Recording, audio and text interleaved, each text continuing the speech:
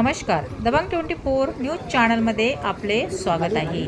धामोरीजवळ युवकांची चाकू खुपसून निर्गुण हत्या.